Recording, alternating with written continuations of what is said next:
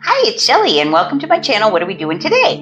In today's video, we are hiring a driver to visit the Landmine Museum, a butterfly center, and the Apopo Center to see the hero rats. Then we're doing a bit of shopping, taking a venture out to a lotus silk farm for a tour and a boat ride through the lotus waters. So getting a bit off the beaten track in Siem Reap, Cambodia, it's what we're doing today. The drive out to the Landmine Museum is beautiful, and we get a little glimpse of the temples of Siem Reap on the way. We'll be visiting the temples in a later video, so be sure to stay tuned for that. Cheater alert, they're amazing. We also passed by some little villages on the way. We arrived at the Landmine Museum, and the cost is $6 US each to enter, which is just over $8 Canadian.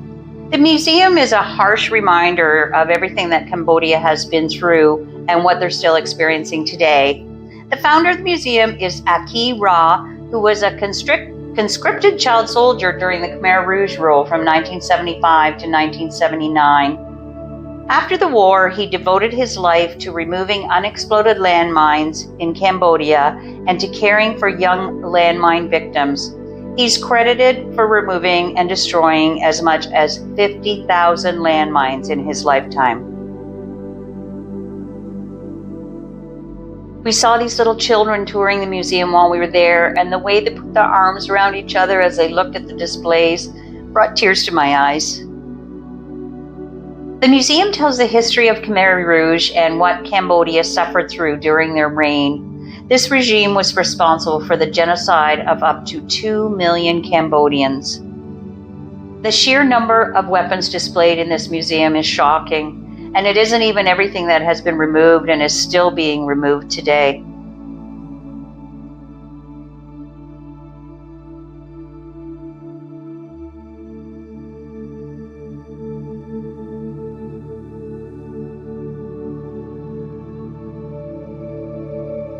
There's a simulated minefield set up so you can see how the mines are hidden beneath foliage and how hard they are to detect. One of the workers gave us a demonstration on how they find these mines.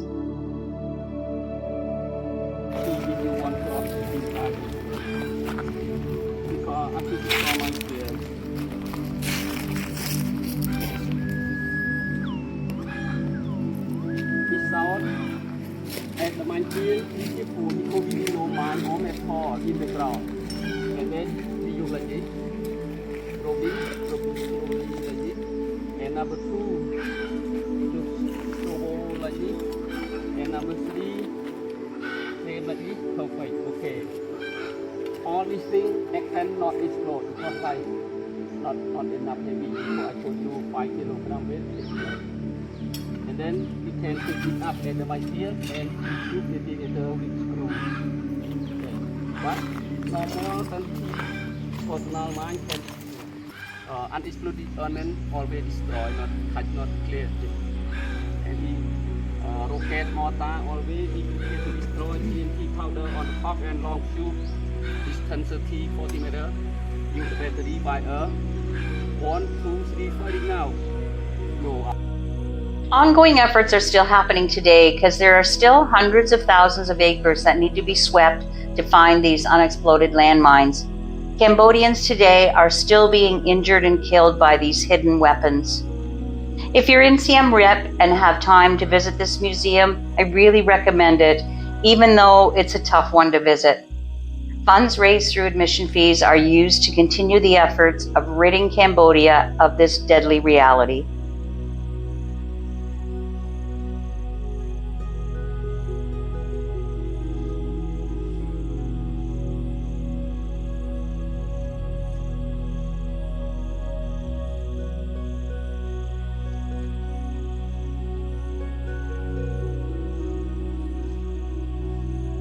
On the way back to town, we visited the Siem Reap Butterfly Center. The admission here was again $6 US, $8 Canadian per person. The Butterfly Center is an interactive exhibit which consists of a netted tropical garden with thousands of free-flying butterflies. The center works on conservation and has a breeding program so you can witness the complete life cycle of many species.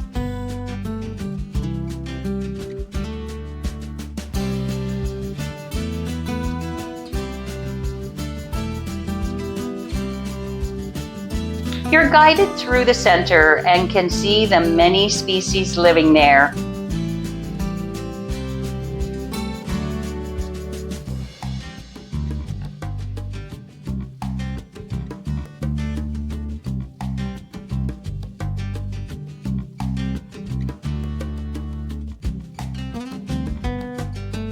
The guide shows you through the life cycle of the butterflies from the tiny eggs to the various stages of the caterpillars,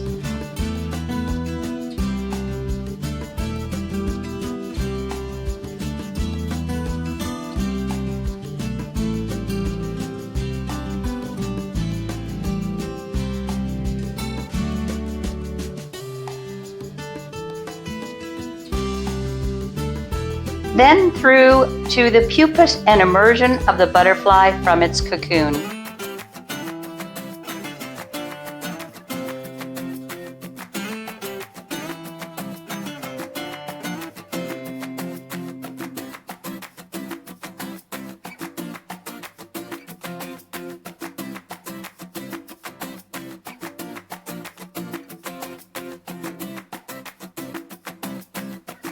This is an amazing stop on the road back to the city from the Landmine Museum. As well as education and conservation, the center also provides a sustainable livelihood to several local communities in Cambodia by training local farmers the principles of butterfly farming, as well as employing local residents as tour guides, farming staff, and gardeners.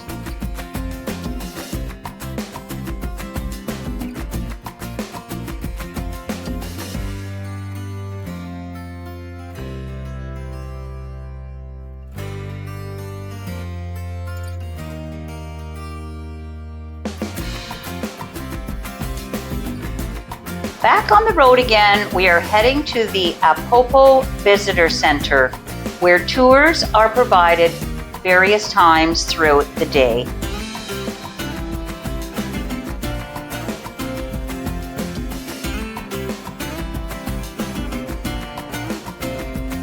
This is another program that's working on locating and destroying unexploded landmines in Cambodia. We learned about the background of the project from our tour guide.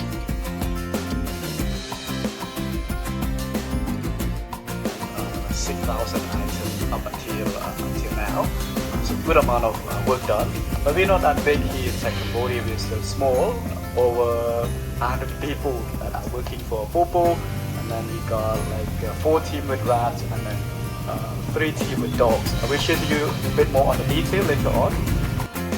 The program trains what they call hero rats to sniff out and point out unexploded mines. The rats work with a team of 2 people, methodically sniffing out squares of land to mark them as safe. Landmines need approximately 5 kilograms of weight in order to trigger the explosions, and since the rats are only between 1.2 and 1.5 kilograms, it's safe for them to go into the field to work without setting the mines off.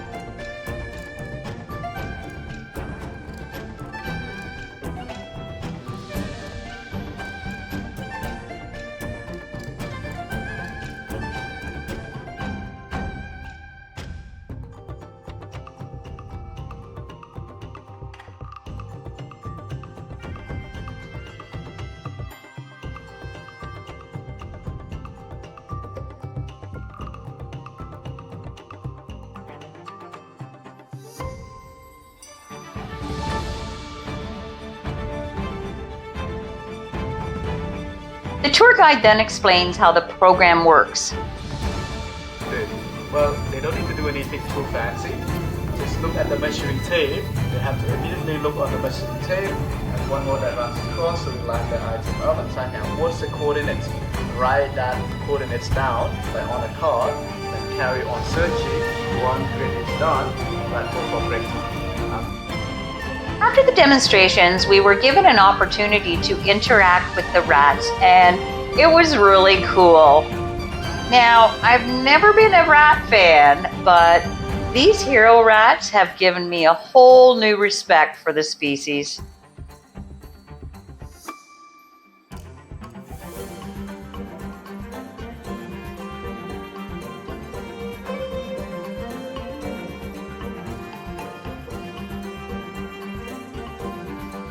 At the end of the tour, we watched a short video about the progress they've been made with this program in finding and destroying unexploded landmines and showing them working out in the field.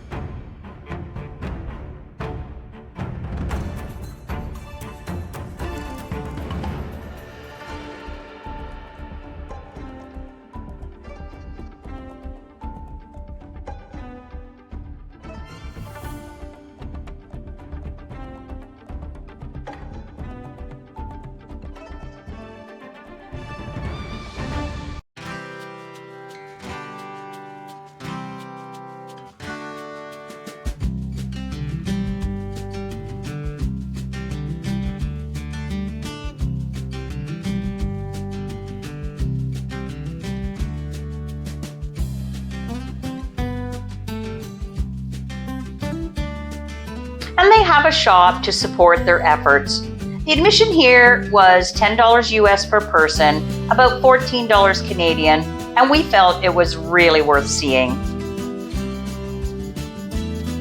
Next morning, we're up and at it and decided to find our way to a grocery store on foot. So we're on Google Maps, and this is the way it's taking us to the store we want to go to. We're walking through a field. It's hilarious. After that fiasco, it's time for an iced coffee from a little street restaurant. Back in the room, Kathy tried her hand at making cow soy because we were missing it. She did an awesome job.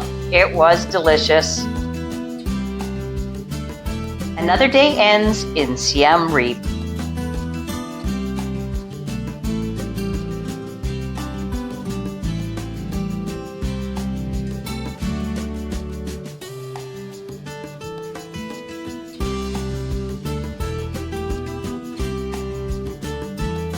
Okay, next morning we ordered a tuk-tuk through Grab and headed out to the Lotus Silk Farm. This trip is about a 20-minute drive out of town through the countryside and small villages. The Lotus Silk Farm offers a few different programs for your visit. You can just take the guided tour, or you can sign up for handicraft workshops centered around the lotus flower. We opted just for the tour because we don't have room in our suitcases to bring back any handicrafts that we would have made. The tour takes you through the various steps and uses for the lotus plant and flower. This beautiful lady, 2 people, she will stay here and clean this stem every day. But now she's moved to...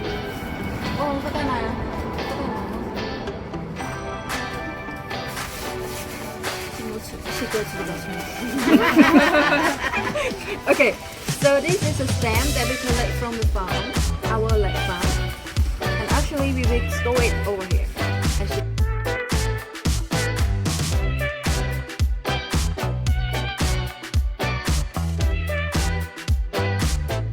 So actually this is the yarn that we get. This from the normal stem, and we can convert to the strong yarn. So this yarn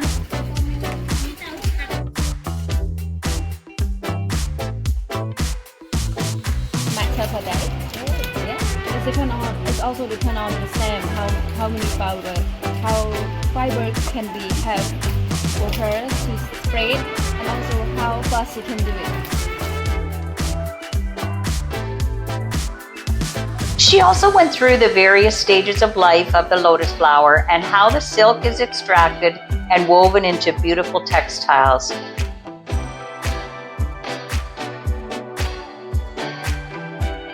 The lady in here, she will tie this. You can get this.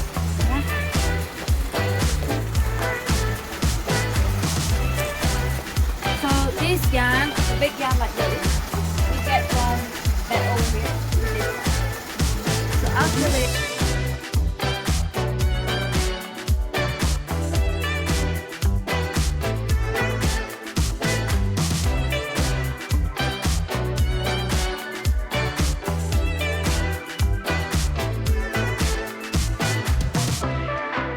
Next, we were shown how the silk is dyed using only natural dyes.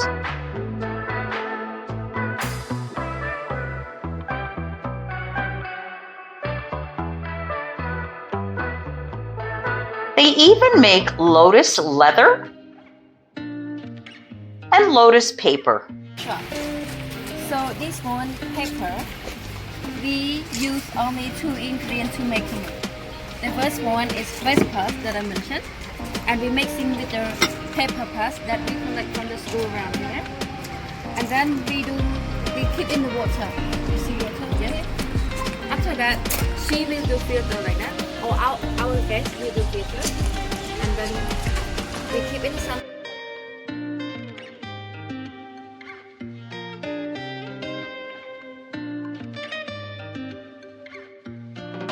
The grounds here are beautiful, and it was interesting to learn how every single part of the lotus plant is used to produce something.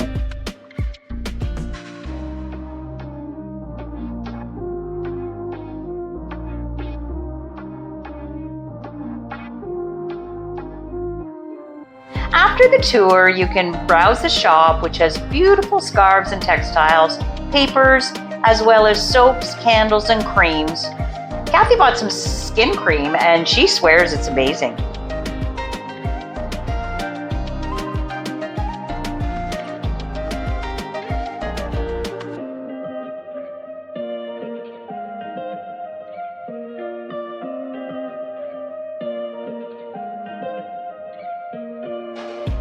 Once you're finished, you can wait to take an optional boat cruise through the Lotus Water Gardens.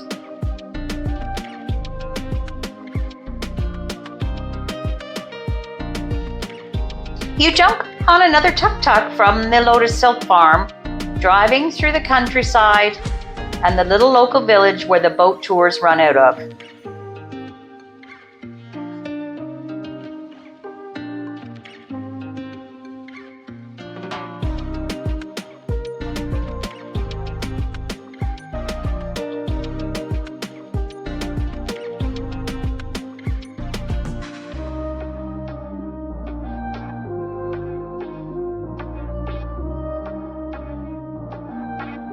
It's quite a bumpy ride down to the water, but it's all part of the adventure.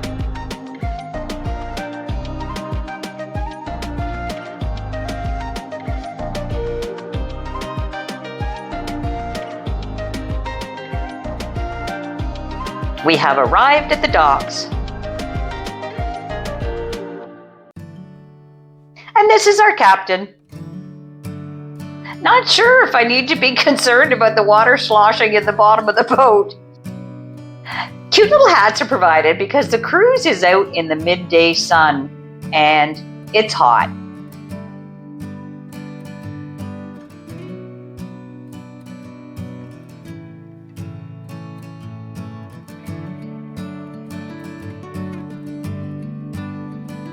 It's so cool going through this waterway and seeing all of the beautiful lotus plants in various states of bloom.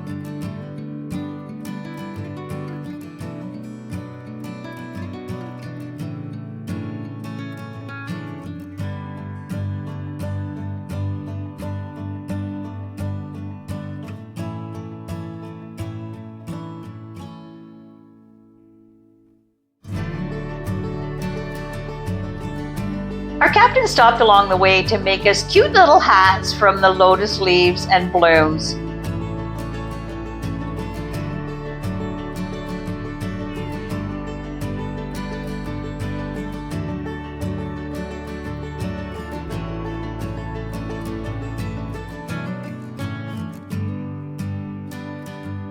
He's back to work, not sure what's coming next.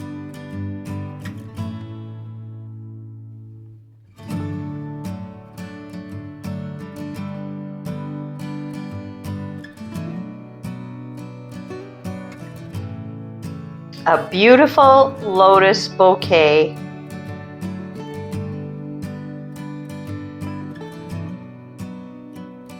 And a necklace.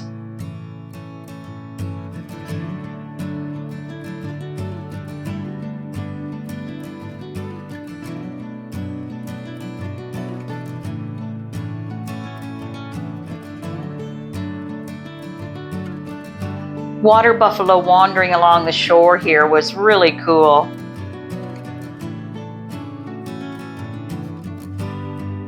You can see the fiber here that comes out of the stem, and this is what the silk is made from.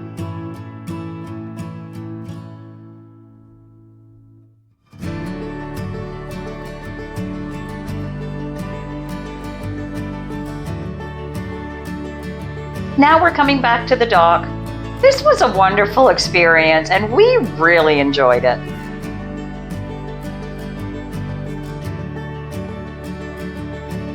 Back at the Lotus Farm, we're treated to some lotus tea and biscuits in a beautiful little Zen garden restaurant.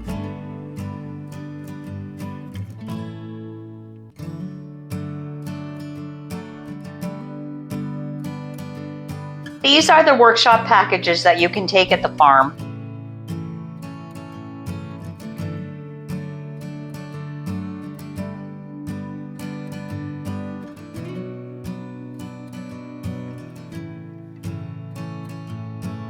Back home for lunch, we bought these little steam buns from a neighborhood stand, and they were delicious and filling.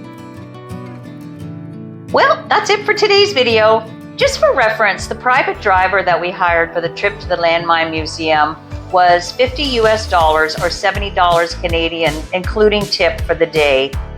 In the next video, we'll be doing more exploring and eating in Siem Reap, Cambodia, as well as visiting the Genocide Museum, so stay tuned for that. Thank you for watching, and we'll see you in the next video.